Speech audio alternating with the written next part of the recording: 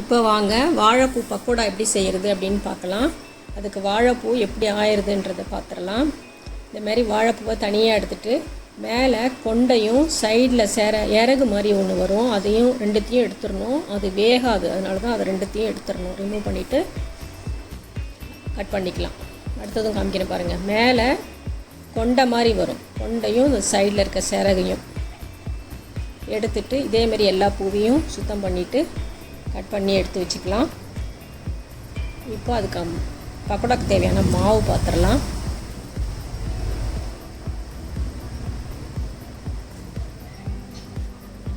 ஒரு பவுலில் 1 கப் கடலை மாவு, 1 ஸ்பூன் அரிசி மாவு,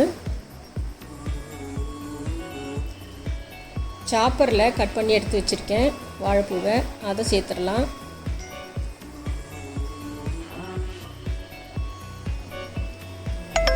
அடுத்தது வெங்காயம், பச்சை மிளகாய், இஞ்சி பூண்டு, கருவேப்பிலை, கொத்தமல்லி, இது எல்லாமே இந்த மாவோடு சேர்த்துடலாம்.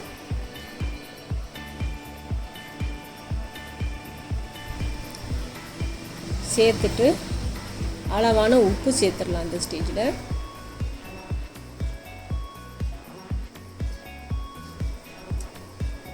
அடுத்தது ஹீட் பண்ணி வச்ச பட்டர். ஹீட் பண்ணி சேர்க்கும் போது நல்லா மொறு மொறுன்னு வரும், அதனால தான் பட்டரை ஹீட் பண்ணி இது மாதிரி சேர்த்துடலாம். சேர்த்துட்டு நல்லா பெசரி விட்டுடலாம். தண்ணி அளவாக தெளித்து தான் விடணும், ஜாஸ்தி விட்டால் நல்லா வராது. தெளித்து விட்டு பெசரிக்கலாம்.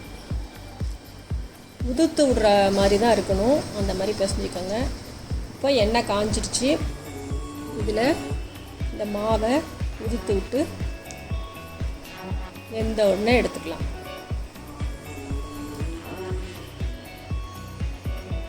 வாழைப்பூவை ஒரே மாதிரி செஞ்சு கொடுத்தா யாரும் சாப்பிட மாட்டாங்க, போர் அடிச்சிடும்.